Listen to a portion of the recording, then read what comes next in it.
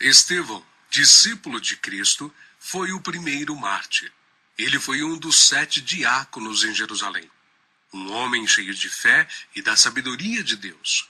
Seu martírio foi ocasionado pela fidelidade com a qual pregou o Evangelho aos entregadores e assassinos de Cristo. Povo obstinado, incircunciso de coração e de ouvidos. Vocês são iguais aos seus antepassados, sempre resistem ao Espírito Santo. Qual dos profetas? Seus antepassados não perseguiram?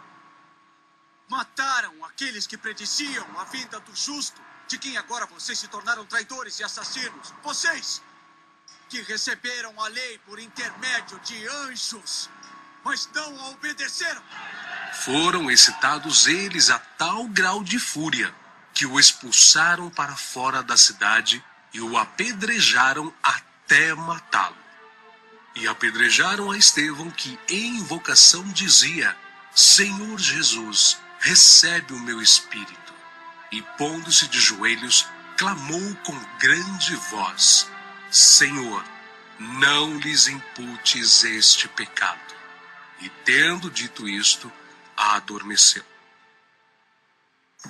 O próximo mártir que encontramos no relato de Lucas, no livro dos Atos dos Apóstolos, é Tiago, filho de Zebedeu. Ganhava vida como pescador, mas quando Cristo o chamou para ser seu discípulo, abandonou sua profissão, seu pai, seu barco e seguiu a Jesus.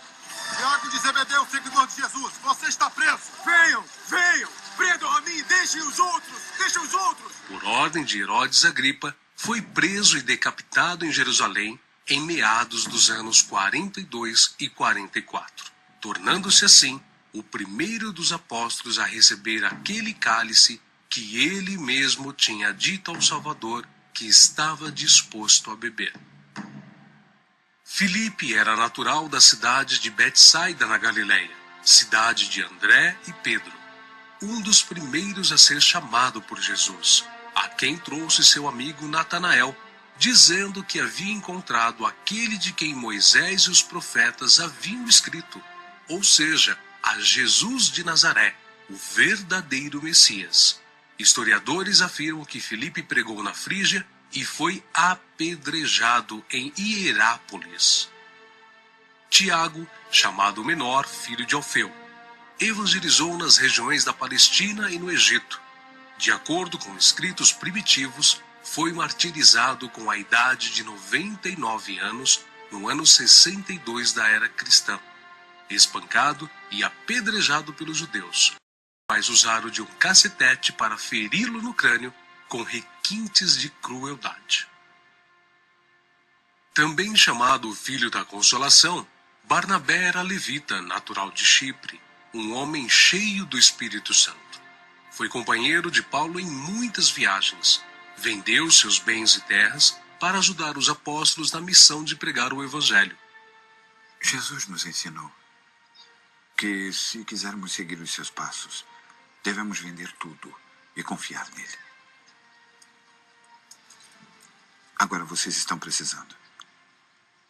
Vendemos tudo. A nossa casa e os nossos campos.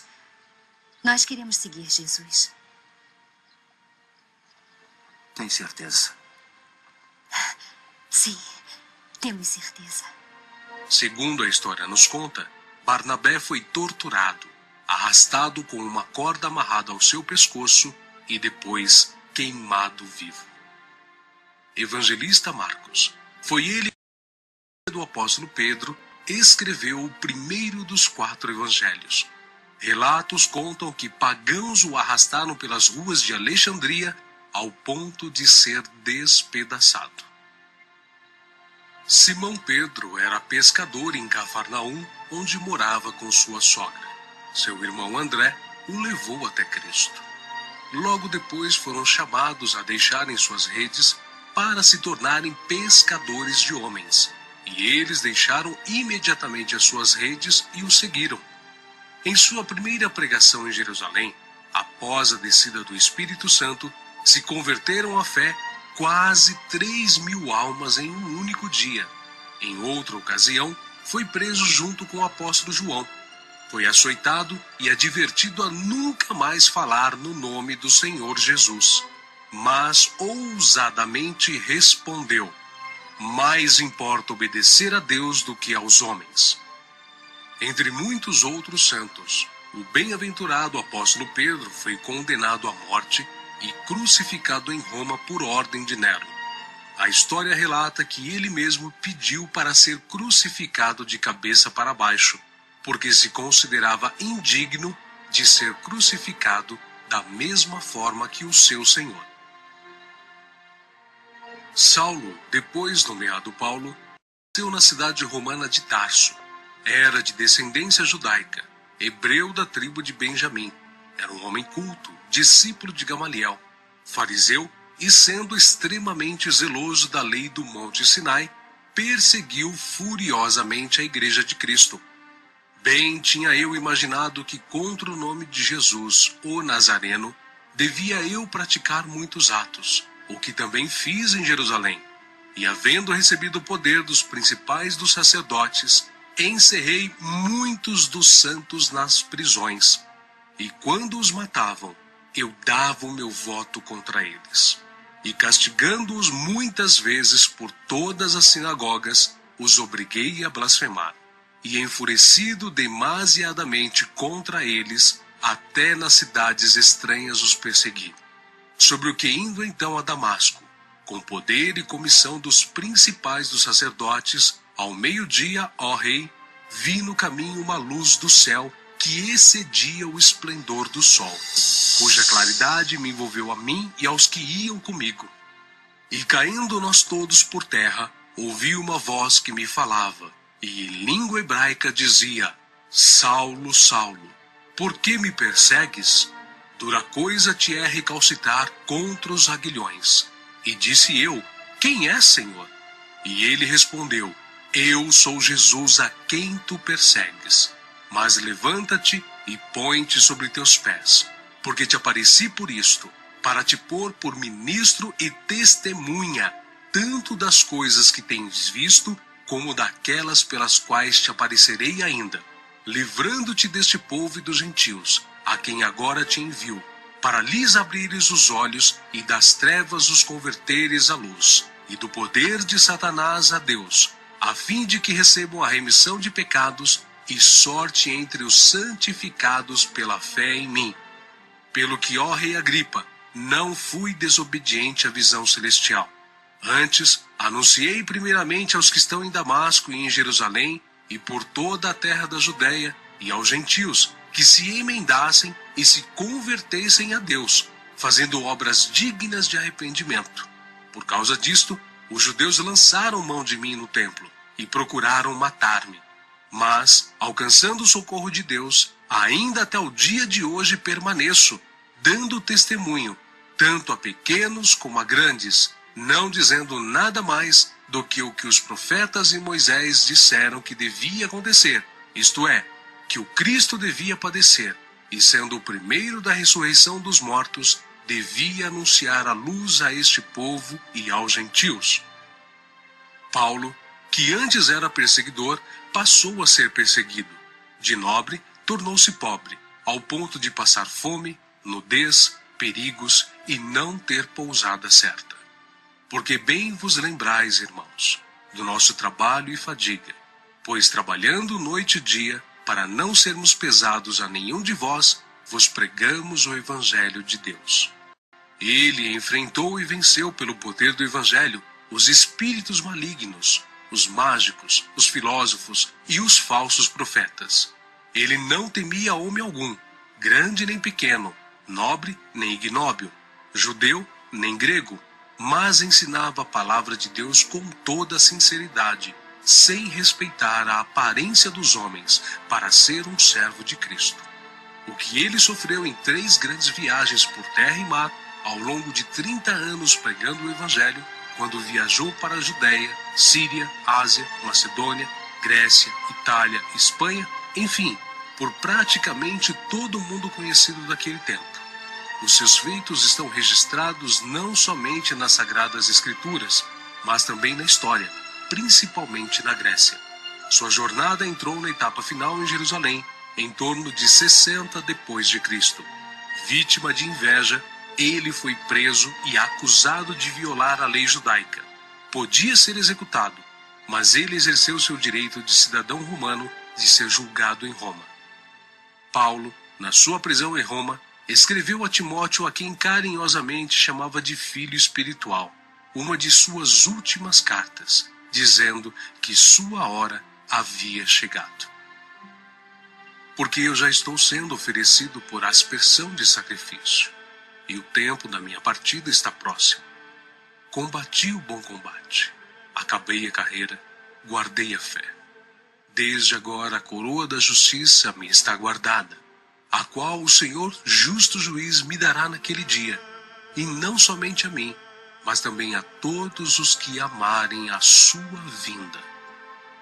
Segundo os registros antigos, Paulo foi decapitado a mando do imperador Nero, mas suas cartas continuam vivas, testificando da verdade e do amor de Cristo até os dias de hoje. André, irmão de Pedro, pescador e discípulo de João Batista, pregou o evangelho a muitas nações da Ásia, mas, ao chegar a Acaia, foi preso e crucificado em forma de X. Daí, então, a origem do termo de Cruz de Santo André. Bartolomeu tem sido identificado muitas vezes na Bíblia como Natanael. Era natural de Caná da Galileia. Recebeu de Jesus uma palavra edificante. Eis aqui um verdadeiro israelita, em quem não há dolo. Exerceu seu ministério na Anatólia, Etiópia, Armênia, Índia e Mesopotâmia. Foi esfolado vivo e crucificado de cabeça para baixo na Armênia. Tomé, também chamado Dídimo, era nativo da Galileia. Só acreditou na ressurreição de Jesus depois que viu as marcas da crucificação. Segundo a tradição, sua obra de evangelização se estendeu à Pérsia e Índia.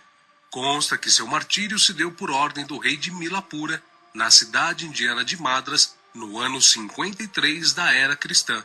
Foi lançado em uma fornalha. Mateus, filho de Alfeu, também chamado de Levi. Mateus foi cobrador de impostos, um publicano nos domínios de Herodes Antipas, em Cafarnaum. Os publicanos eram odiados pelos judeus, os quais consideravam esta profissão desonesta, pelo fato de se sentirem obrigados a terem que pagar impostos aos romanos. Mateus ganhava vida nesta profissão, mas Cristo o encontrou, ordenando-o que o seguisse. Mateus então abandonou seu emprego público, deixando tudo para seguir ao Senhor. Escreveu seu evangelho na língua hebraica, que foi depois traduzido para o grego por Tiago, o menor. Mateus percorreu a Judéia, a Etiópia e a Pérsia, pregando e ensinando. Segundo alguns historiadores, ele foi cravado na terra e decapitado na Etiópia.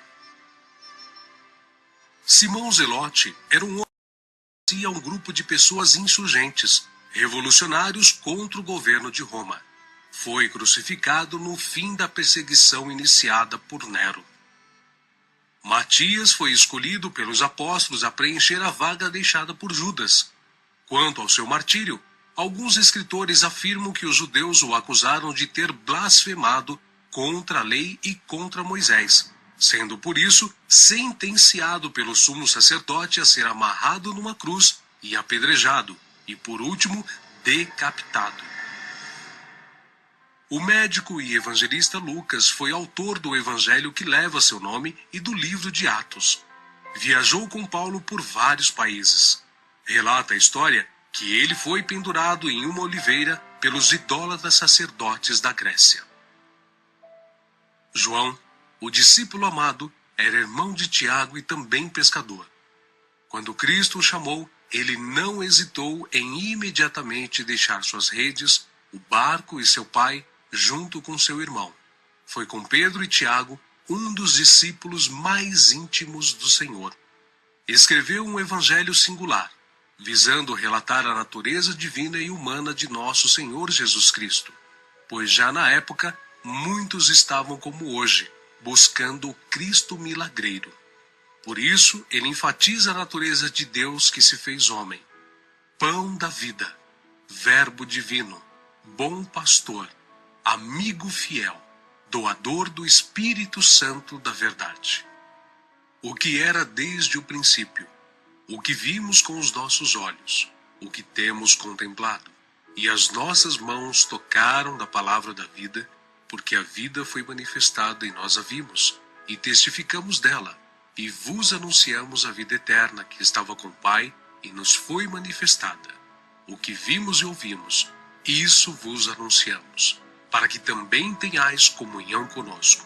E a nossa comunhão é com o Pai e com o seu Filho Jesus Cristo. Mas, sendo da vontade de Deus que seus filhos cheguem à glória através de muita tribulação e grandes dificuldades, João também não escapou. Foi enviado de Éfeso a Roma, sendo lançado num caldeirão de óleo fervente. Escapou de forma milagrosa e sem dano algum. O imperador Domiciano o enviou depois à ilha de Patmos, local destinado aos piores infratores da sociedade na época, onde recebeu então as visões do Senhor escritas no livro de Apocalipse. Nerva, o sucessor de Domiciano, o libertou. Foi o único apóstolo que escapou de uma morte violenta, morrendo de velhice. E apesar de todas essas contínuas perseguições e terríveis castigos, a igreja crescia e se espalhava por todo o Império Romano, arraigada na doutrina dos apóstolos e regada com o sangue dos santos. Tertuliano, um dos escritores da antiguidade, chegou ao ponto de dizer: o sangue dos mártires é como a semente da igreja.